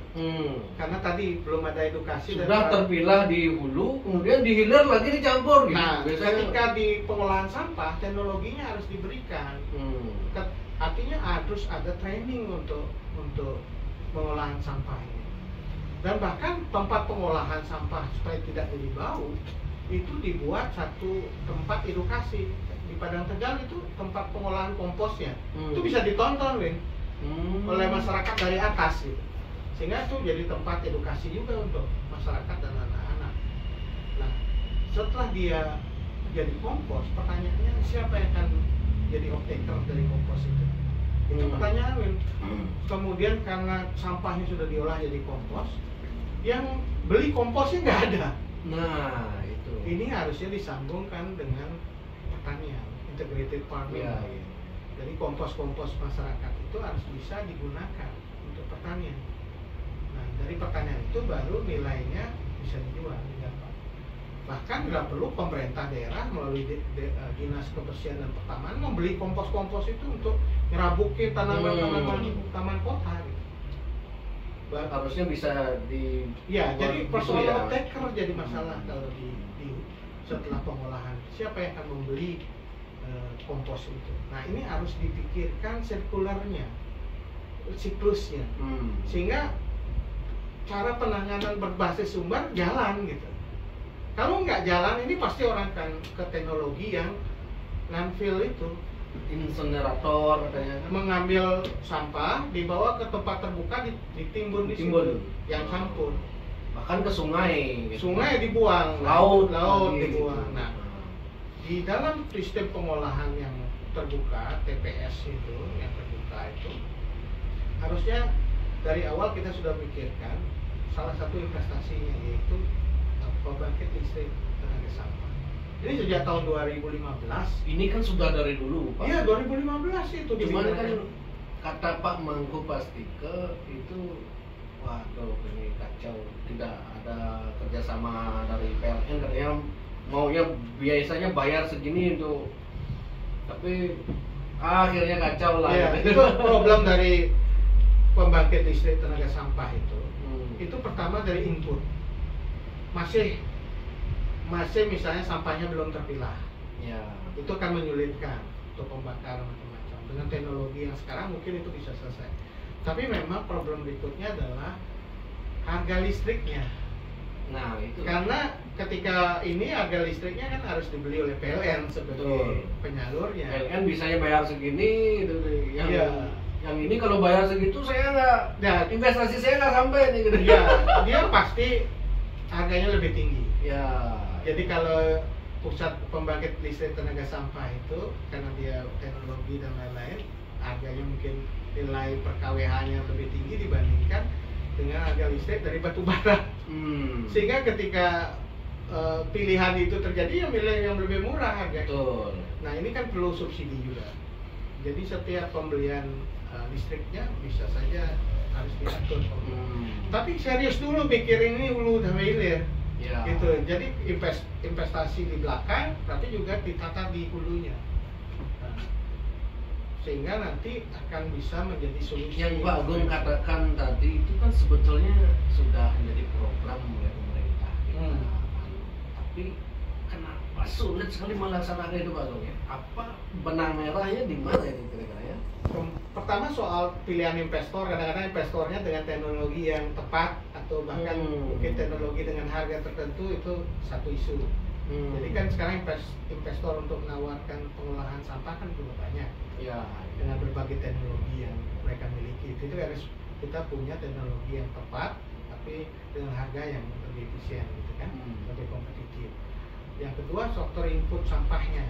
Itu tadi perilaku masyarakat yang harus diatur dalam pengelolaan sampah, penanganan bawa ke tempat pengolahan. Ini penting sekali faktor teknologi karena isu kemarin Ketelangu kan isu. Oh iya. Sampai sekarang pun saya bau di sana ya? Masih bau. Iya. Saya juga enggak gitu. Melihat mendapatkan banyak sekali keluhan warga terkait dengan itu. Harus teknologi ini. Teknologi karena teknologi untuk mengatasi soal itu harus ada kontrol atau penanganan pengawasan. Kalau enggak itu ekonomi kan terdampak juga kan? Iya. Jadi sebelumnya di sana kan ada senggol, mungkin itu udah jadi orang pada malas kabur ke sana gitu. Nah itu juga masalah teknologi, pilihan teknologi. Karena membuat teknologi itu rendah emisi, kemudian juga tidak bau. Yang paling penting juga harga listriknya. Harga listrik yang bisa dan manajemennya sebaiknya ke swasta itu Pak Rum. Iya. Karena kalau birokrasi pemerintahan biasanya kan kebanyakan itu apa namanya KKN biasanya. Ya ini kita harus pengelolaannya juga profesional ya. Profesional itu harus dicari orang yang mampu mengelola ini, harus dilakukan. Dan ini ekonomi konservasi sebenarnya. Karena dari sisi penanganan soal lingkungan itu ada sisi ekonominya. Ya. Itu ekonomi konservasi yang saya kira harus kita dorong untuk dilakukan. Investasi dari secara ekonomi mungkin menguntungkan juga, tapi menyelesaikan masalah sampahnya. Oke, siap. Termasuk juga bank-bank sampah sekarang muncul kan untuk Kalau soal keamanan nih Pak Agung, jadi isu juga di kalangan media sosial, netizen. Ini Bali ada apa dengan Bali sekarang? Keributan di mana-mana. Mungkin karena faktor macet ini juga berdampak ke sisi emosi orang di jalan. Sering saya lihat orang berkelahi dikit-dikit duel di jalan gitu sekarang. Ini bahkan kemarin ada politisi ditembak itu di Bandung. Makanya muncul kemudian opini di media sosial, kenapa nggak Pak Petrus saja jadi gubernur waktu itu gara-gara pidato beliau yang gigit kupingnya dulu. Tapi kita nggak bicarakan ormas nih sekarang ya. Jadi isu keamanan di Bali lah. Iya. Iya, keamanan ada kontrol gitu loh. Iya. Ada dua hal penting sebenarnya isu keamanan itu. Pertama adalah soal law enforcement, penegakan hukum. Yang kedua adalah soal edukasi, literasi. Literasi, terutama masyarakat dan juga pada warga negara asing. Karena sekarang yang jadi tertuduh, yang banyak menjadi menimbulkan masalah di dalam ekspos itu kan warga negara asing. Oke, WNA yang terutama turis, ya, turis yang datang. Law enforcement itu penting sekali karena di situ ada ketegasan untuk membangun kredibilitas aparat untuk menegakkan aturan hukum yang ada. Kalau kaitannya dengan ini kan orang asing dan juga mereka hadir ke Bali dan lain-lain, itu kan ada aturan yang sudah dirumuskan. Nah sekarang penegakan aturan aja. Nah tentu perlu ada organ-organ yang terlibat dan ini harus ada konsolidasi. Di situ pertama adalah imigrasi, kedua tenaga kerja, Kemenaker, ketiga adalah kaitannya kepolisian. Kepolisian juga kan? Iya. Dulu, Win, waktu saya kecil di Ubud itu kan setiap turis datang menginap itu kita tulis namanya, dikasih form di homestay. Kita kan biasanya ada homestay di Ubud itu ya. Ada satu kertas gitu yang isi laporan rangkap berapa gitu, nama turisnya, paspornya dan lain-lain, itu kita laporkan ke Polsek dulu. Jadi pengawasan orang asing itu polisi terlibat waktu itu. Tetapi sekarang kan hanya imigrasi saja yang terlibat dalam pengawasan orang asing. Nah ini perlu tim terpadu menurut saya, supaya satu langkahnya lebih terkonsolidasi. Yang punya banyak aparat di bawah kan kepolisian, Babinsa ada kan di level desa, kemudian ada Polsek gitu. Pemerintah daerah juga punya orang Satpol PP atau apa yang terlibat di isu keamanan. Dan imigrasi karena terbatas kan mungkin tidak bisa terus mengawasi. Nah ini harus dipikirkan konsolidasi lembaganya dan juga ada tempat pengaduan. Call center gitu loh, ada tempat untuk mengadu bahwa ada hal yang mencurigakan atau hal yang menurut mereka perlu melanggar aturan, itu ada call centernya dan itu orang bisa melapor ke sana dan diturunkan kalau bisa dalam format WA atau aplikasi gitu kan? Sekarang kan netizen yang melaporkan, diunggah sekarang by viral aja kan? Iya, by viral gitu, viral netizen, citizen journalism ya. Tapi kalau pemerintah bikin semacam tempat 911 gitu kan, melaporkan tentang situasi yang terjadi, aparat bisa punya protap gimana cara turunnya cepat gitu, merespon cepat. Jangan sampai viral baru turun gitu. Tapi ada quick respon yang harus dilakukan. Itu memindahkan fungsi-fungsi yang sekarang ini melalui alarm, misalnya di netizen, kemudian baru dinamakan, baru direspon, itu ke aparat untuk bekerja gitu. Jangan sampai baru viral baru bekerja. Ini harusnya ada preventif. Itu yang membuat dikit-dikit viral, karena tanpa viral seakan-akan aparat kita atau pemerintah atau apapun itu tidak kerja. Padahal sudah harusnya ada satu kontak center yang orang cepat bisa, dan ada protap untuk cepat untuk turun supaya tidak memunculkan masalah berlarut-larut gitu. Nah, yang kedua, edukasi literasi pada orang-orang yang datang ke Bali. Apa yang boleh dan tidak boleh. Literasi itu kan bisa dilakukan melalui berbagai cara ya, mulai literasi oleh travel bureau-nya, airline-nya, atau melalui untuk backpackers perlu diambil cara-cara yang tertentu sehingga mereka betul-betul bisa mendapatkan apa yang boleh dan tidak boleh. Kalau bicara konteks turis, Pak Agung, apakah dari dulu memang banyak turis yang dalam tanda kutip miskin gitu ke Bali ini, atau memang baru-baru ini pasca COVID karena ada Ukraina Rusia yang perang konflik itu sehingga mereka ramai-ramai ke sini gitu. Karena sempat diskusi juga kan dengan teman masalah ini. Win, sebenarnya dari dulu udah ada turis yang gini-gini, cuman sekarang kan karena ada medsos, jadi dia gampang viral dulu. Nah, kalau Pak Agung lihatnya gimana? Backpacker itu kan fenomena yang sudah panjang gitu. Dari dulu ya. Backpacker dan banyak orang menjadi tren ya melakukan backpacker. Maksud saya bukan backpacker, artinya turis yang memang dalam tidak kaya lah, pas-pasan duitnya gitu. Dari dulu ada Dari dulu terjadi, ya. cuman waktu itu kan kita punya pengawasan cepat atau mungkin juga untuk dipulangkan itu lebih cepat dilakukan dan itu pelaporannya terjadi. Ada masalah terjadi.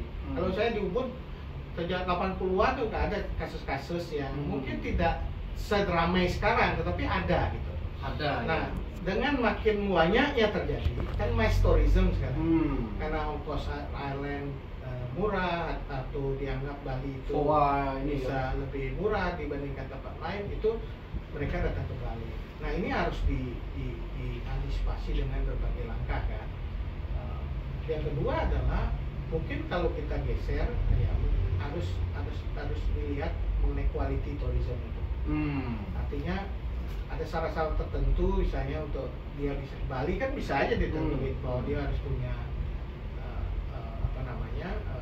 uang sebanyak berapa gitu tabungannya gitu. Kadang-kadang kan itu penting. Kalau kita ke beberapa negara yang ada visanya kan gitu ditanya berapa tabungannya, kamu akan datang berapa lama, di mana kamu akan tinggal, itu kan satu hal yang sangat lazim dilakukan di berbagai negara. Kita kan bisa on arrival sekarang orang bebas visa, kemudian kita datang bisa on arrival, dia datang saja. Pengawasan menjadi penting. Kita ingin mengundang orang datang, tetapi ketika di sini harus betul-betul sistem kontrol. Lain misalnya dari awal dia sudah diketatin dengan keharusan dengan visa, baru dia bisa masuk. Kalau dia tidak punya visa, tidak bisa masuk. Tapi kita kan membuka tuh bebas visa itu. Walaupun sekarang direview beberapa negara yang tidak relevan dihapus. Maksud saya sistem kontrolnya harus dijaga, termasuk edukasi kepada wisatawan. Ini penting, termasuk juga yang pekerjaan.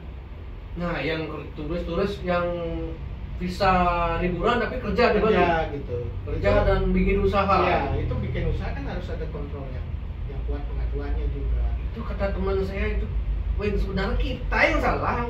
Kalau orang Bali nggak ngasih izin, dia nggak mungkin bisa loh gitu. Iya. Masalahnya kalau misalnya dia sebagai adat kalian itu orang dia dikasih duit dikit udah dikasih dulu kan ada nomini nomini kan ada dia punya atau beli tanah atau beli pinjam nama orang lokal itu sekarang masih ada ya masih ada dan itu akhirnya menimbulkan masalah kasus hukum kan macam-macam kan.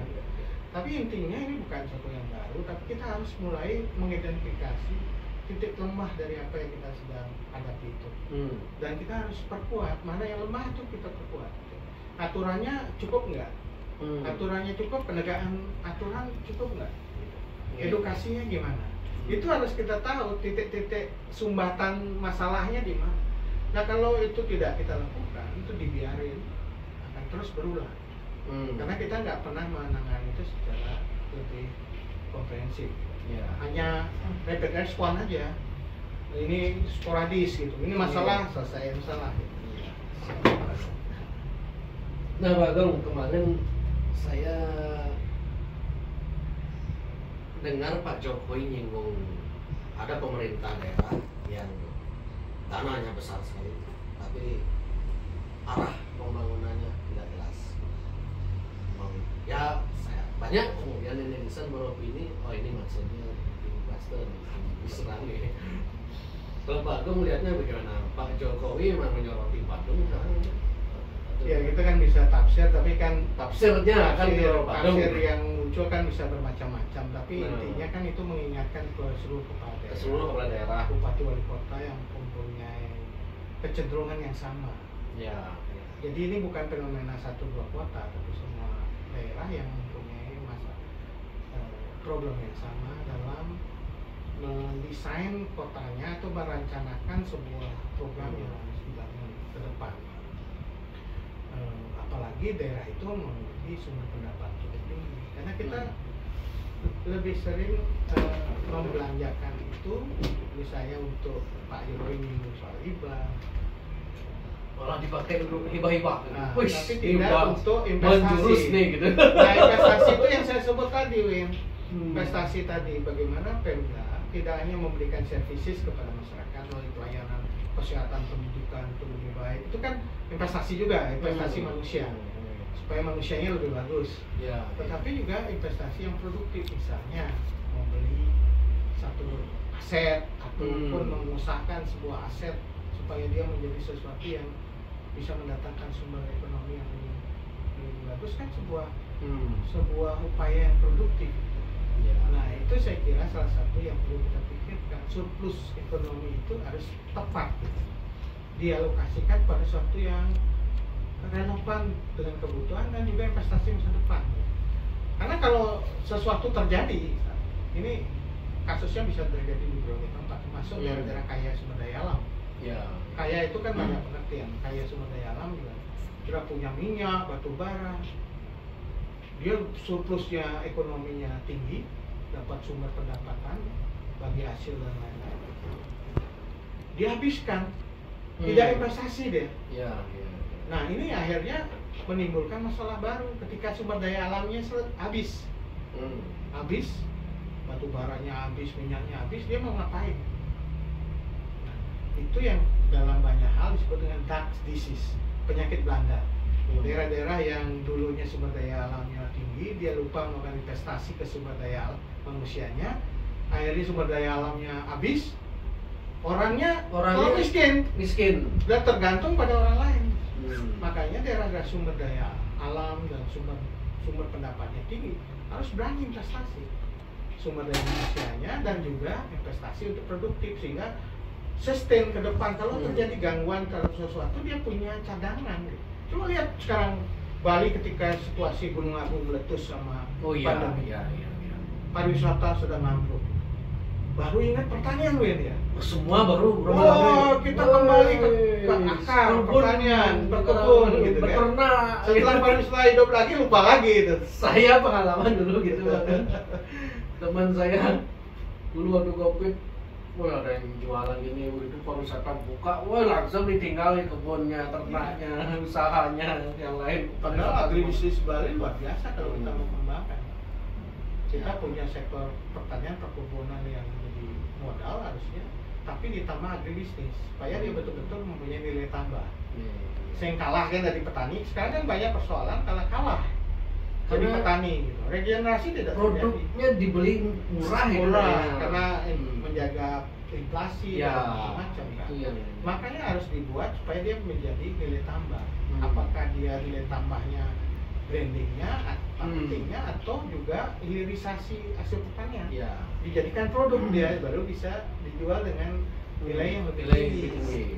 Nah, menurut saya itu yang harus kita pikirkan kembali ya. Agribisnis di Bali yang kemudian disupport oleh berbagai kebijakan termasuk juga infrastruktur supaya betul-betul sektor pertanian bisa menghidupi sehingga nggak pariwisata gitu loh.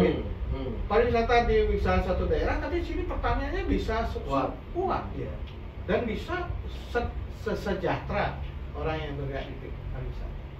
Ini harus balance ya, seimbang antara pertanian dan apalagi pertanian dan peternakan integrated. Sapi Bali misalnya sekarang ini itu kan harus kita jaga sebagai suatu kekayaan. Sapi Bali maksudnya? Iya, sapi Bali itu khas sekali karena tidak semua banteng di Jawa. Kandang banteng. Iya, bukan gitu. Bali itu punya plus dan ubah gitu, keagamaan hayati yang luar biasa, termasuk sapi Bali. Sapi Bali ini harus betul-betul kita jaga sebagai warisan kekayaan hayati kita, tetapi di sisi lain dia bisa produktif untuk kepentingan. Nah, ini kan kaitannya dengan pertanian besar.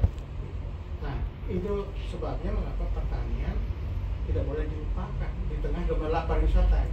Tapi ini diskusi 5 tahun sekali aja. Ya, setelah pemilu. Udah ini udah ada lagi. Sama COVID, waktu pandemi. Betul. Wah, semua orang bicara pertanian. Ya. Tapi ketika waktu itu banyak petani jeruk di utara, di Kintamani atau di daerah utara itu yang kesulitan ketika dia tidak punya tempat untuk pendinginnya, cold storage. Dia mau ekspor kemana, bawa kemana harus punya cold storage. Jadi ini harus juga ditangani. Kenapa dia sama sektor kreatif Bali itu luar biasa. Sektor kreatif Bali itu punya potensi yang tidak kalah dengan sektor pertanian, dan itu bisa menular ke daerah lain karena sumber ekonomi kreatif kan tidak hanya Bali, ada Bandung, Jogja, dan ini harus hidup juga ekosistemnya. Kalau kebudayaan kesenian di Bali masih bisa jadi market nggak Pak pariwisata?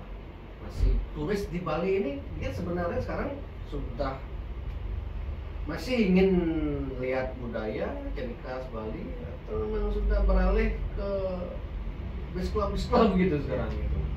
Ya sekarang harus kita mulai dengan pariwisata bentuk baru ya, karena kita dulu kan awalnya menjualnya budaya dan alam adat gitu. Ya, budaya, kita bicara soal budaya itu Bali terkenal sejak tahun 1930-an sebagai daerah destinasi karena kekayaan budaya. Alamnya juga indah, pantai, gunung, danau. Tapi dua-duanya ini sudah dimiliki juga oleh tempat lain. Kompetitor kita juga memiliki dua hal yang sama. Banyak Bali baru juga kan? Budaya dan pariwisata, budaya dan alam. Nah, kita harus punya satu model pariwisata baru yang berdasarkan event, kegiatan, atraksi, supaya menariknya lebih kuat lagi gitu. Nah, itu berkembang sekarang ini. Gimana orang menampilkan atraksi yang menarik perhatian orang untuk datang. Ada yang orang datang itu untuk wellness juga. Dia penyembuhan. Dia harus diberikan sesuatu yang terkait dengan wellness. Bali punya alam yang bagus, budaya wellness yang bagus. Nah, itu yang kedua, mungkin orang datang bukan dengan untuk wellness, mungkin dia datang untuk menyaksikan tarian budaya Bali, tetapi dengan satu hal yang menarik kekinian gitu. Tidak hanya seperti masa lalu, dikemas dengan hal yang baru gitu. Dengan hal yang baru ini makin menarik. Jadi intinya saya ingin katakan harus punya satu hal-hal lebih baru untuk memanfaatkan alam dan budaya. Tidak bisa. Sehingga tidak monoton. Nah, itu dan saya pikirkan kawasan baru tidak lagi dengan soal beach club dan lain itu kan bukan kita. Apakah masih diminati turis ya kalau kita masih monoton seperti ini? Iya, makanya kita harus pikirkan bentuk-bentuk baru. Ya. Misalnya salah satu hal yang menarik misalnya tempat teater yang khusus yang besar yang kita belum. Berarti Pak Agung setuju program Pak Koster membangun PKB itu ya?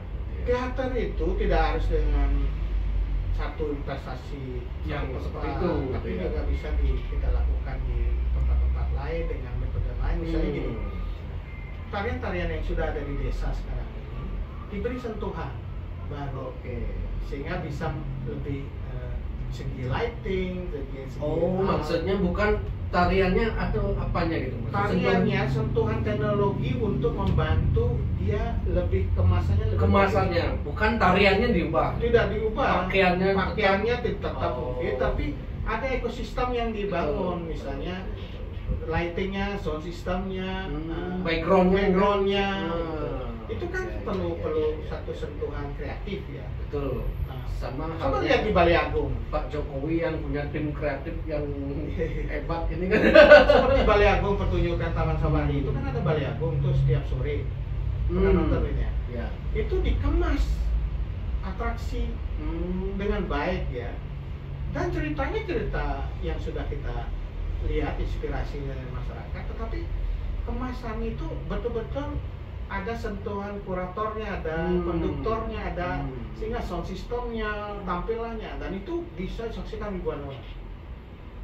Itu sehingga menjadi menarik gitu. Dan kita harus punya banyak seperti itu. Event sekarang kan cuma persahabatan dengan Bali ya, Bali Jani, dan itu kan lebih ke wisatawan Nusantara dan lokal. Gimana membuat event yang bisa menarik? Oh, nanti bulan ini akan ada event ini, orang seluruh dunia datang ke Bali. Gitu. Jadi orang punya daya tarik karena kegiatan itu. Ketika orang ada misalnya Spanyol, ada Matador, ada itu orang di tanggal atau tanggal yang tertentu itu orang datang beramai-ramai untuk menyaksikan sapi dilepas itu, orang lari sama-sama itu, atau Pasadena misalnya ada event tahunan untuk bunga gitu. Dan kita harus mengenalkan satu event yang global gitu sehingga orang setiap tahun itu datang. Siap.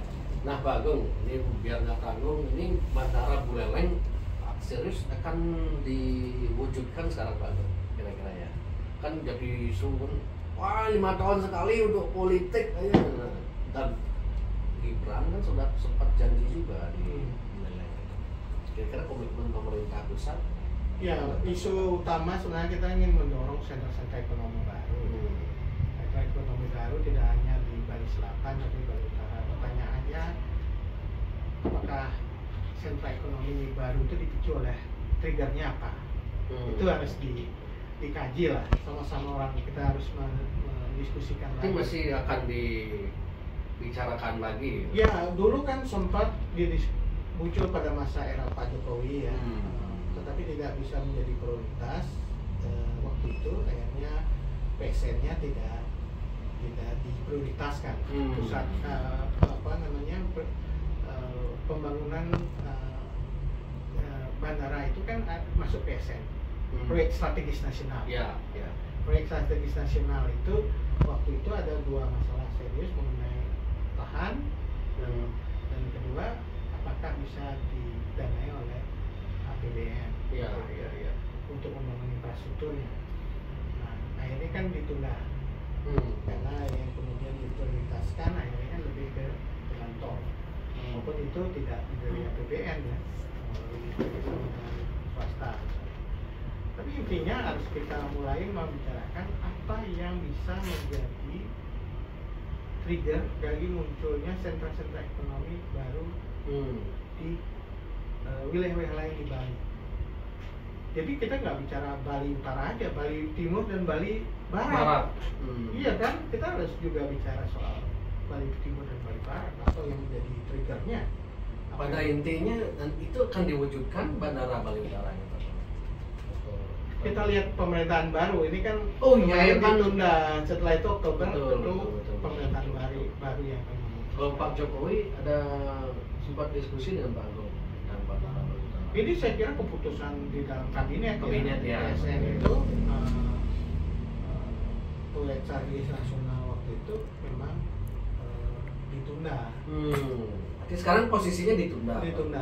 Waktu itu kan kita dari sekian PSN itu mana yang bisa selesai tahun 2024. Oke. Kan tidak semua bisa selesai 2024. Kalau bisa dikejar selesai tahun 2024 itu diprioritaskan. Tapi kalau yang tidak itu di-delay dulu, ditunda. Dan dipertimbangkan nanti sesuai dengan kebutuhan. Pasti setiap PSN ada kajiannya kan. Visibilitas studies dan lain-lain itu harus ada kajian yang kuat untuk nah, tentu ini akan tergantung pemerintahan gitu. Kalau pemerintahan Prabowo Gibran, Pak Agung masih jadi koordinator staf khusus? Saya berakhir 20 Oktober. Iya, setelah presiden. Bicara internal kan sudah pasti gini ya, Pak Agung masih akan direkrut. Dari itu ada saya selesai 20 Oktober jadi. Oh gitu. Selesai atau banyak yang menginginkan katanya Pak Agung hari itu lah maju mundur. Ada jangan-jangan besok Pak Agung ke daftar ini. Enggak. Erwin aja itu. Saya undang kemarin ke sini Pak Putu kan. Dari semua tokoh itu Pak Putu siapa Pak Putu? Ya kalau Pak Agung hari memang niat maju saya dukung beliau. Itu kembali kita harus bicarain dulu konsepnya, bicara soal gagasan-gagasan yang penting, terutama menyelesaikan masalah hari ini di Bali gitu. Oke, itu yang penting. Itu penting dulu masyarakat supaya juga karena ini udah last minute ya Pak Agung ya. Di last minute ini Pak Agung menyatakan udah tidak akan maju. Ya, maju kan nggak Pak Agung kira-kira? Kan Erwin yang tanya. Enggak Pak Agung kira-kira akan ikut konstelasi pilgub ini atau enggak? Ini waktunya kapan sih Win? Masih lama. Sampai 29 Agustus ini kan. Oh gitu ya. Kan tinggal ini tanggal 22 tinggal 7 hari nih Pak. Iya, 7 hari ya. Kira-kira akan maju atau enggak Pak? Ini yang nanya Erwin atau yang nanya siapa dia? Enggak, serius saya. Yang nanya kan netizen ini Pak. Iya kan, kan yang nanya netizen bukan partai-partai. Wah, kalau gini kayaknya ada tanda-tanda ini. Iya. Belum bisa jawab nih. Ya biarkan menilai sendiri itu lah mudah. Iya, kan ini saya mau ngajak ini kita sebelum bicara pemimpin dan kepemimpinan bicara Kita bicara masalah. tawaran masalah yang harus Oke. kita selesaikan. Karena kan kita bisa aja setiap 5 tahun terus begini. Betul. Siapa kandidat gubernur, wakil gubernur, siapa bupati, wali kota. Tapi kita nggak bicarakan masalah apa yang harus kita bicarakan dan Siap. kemudian apa yang harus mereka lakukan untuk Oke. mengatasi ini. Kalau nggak punya konsep, masa kita pilih? ya, karena apalagi politik ini dalam sejam pun bisa berubah kan itu. Pak Agung bilang ya sekarang besok bisa Ya kita dinamis lah, meski apalagi dalam hitungan 7 hari, dalam hitungan jam aja bisa berubah gitu kayaknya Pak Agung. Apalagi ada keputusan MK itu ya. Wah itu.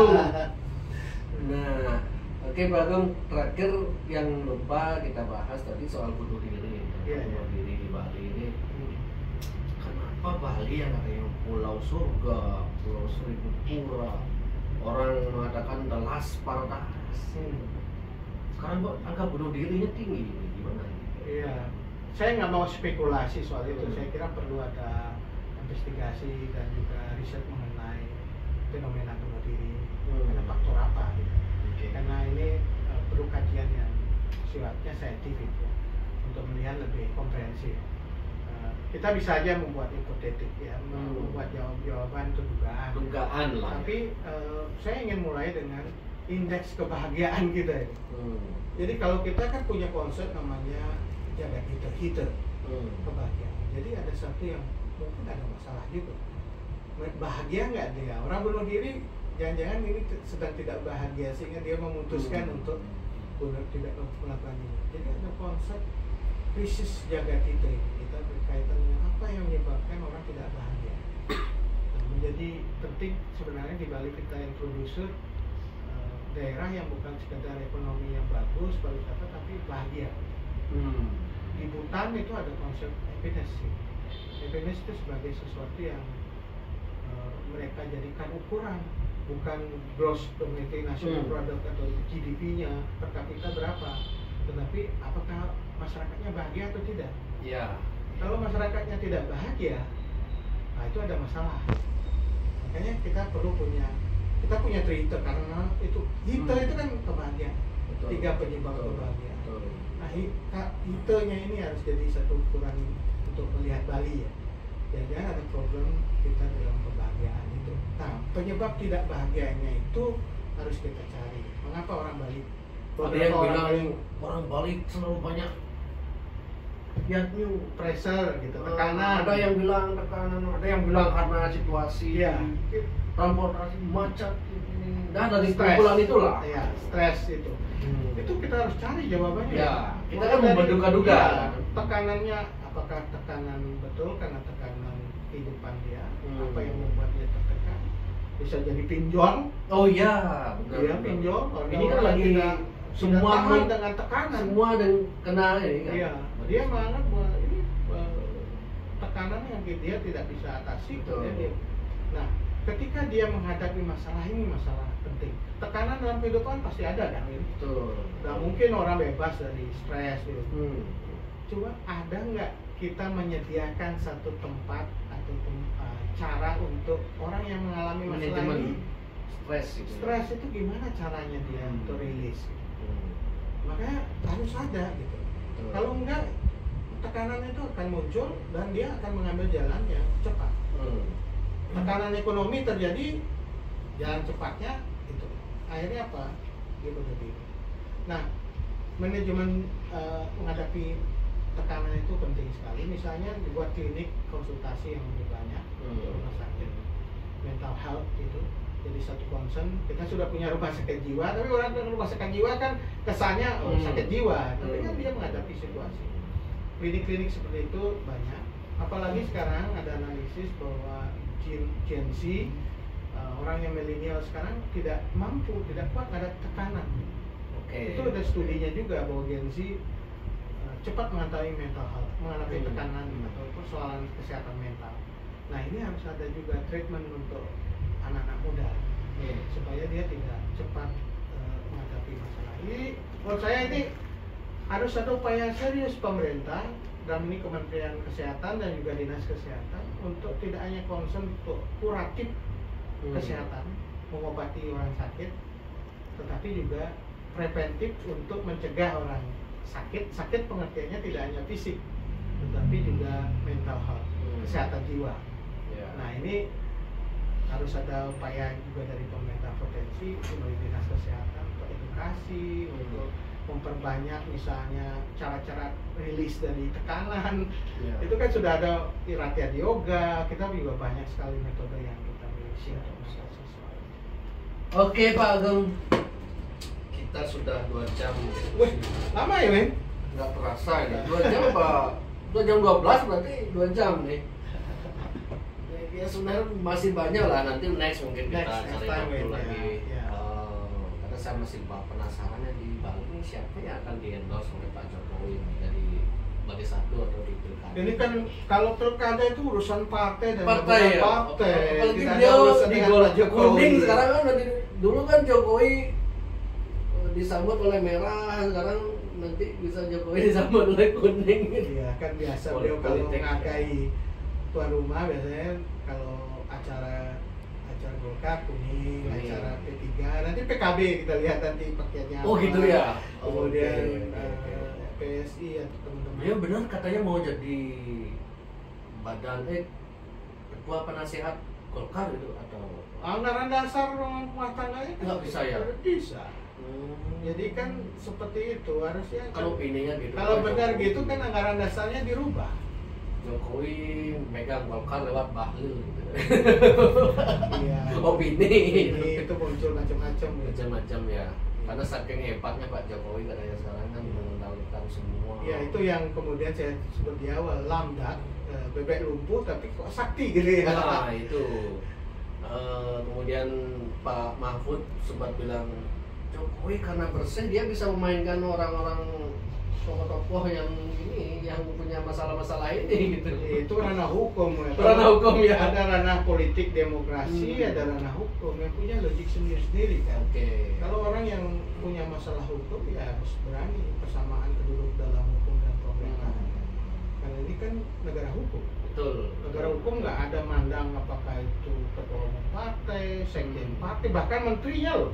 Tapi kenapa momentumnya gitu dipakai? Nah, penegakan hukum kan kita bisa jalan setiap waktu. Betul. Jadi misalnya itu spekulasi ya, berarti ya. menterinya Pak Jokowi kan juga kena banyak. Dari 2014 ada beberapa. Ketua umum partai di masa Pak Jokowi juga terjadi. Ya. Itu kan proses hukum yang berjalan dengan proses yang sudah due process of law sudah ada. Tetapi karena politik kan beda lagi, ya, partai politik, ada perspektif politik ya politik. Jadi kan yang menentukan semua partai politik ya di dalam ranah politik. Gitu. Jadi dua hal yang saya kira harus dibedakan. Oke. Siapa Gong? Next kita diskusi lagi Pak Gong. Iya, Win. Ya kita sebenarnya yang bisa mengundang Pak Agung Suksemo. Saya terima kasih Win. Ya lihat Erwin ganteng ya. Saya nggak ngerti ini. Kenapa Cek Bali kok orang mau datang ke sini? Itu saya belum ngerti. Pengaruhnya itu. Yang padahal sudah gini gitu. Iya. Makasih Pak Agung. Terima kasih Win. Semoga sehat sukses selalu. juga ya. Oke, siap. Suksemo kita akhiri. Om santai.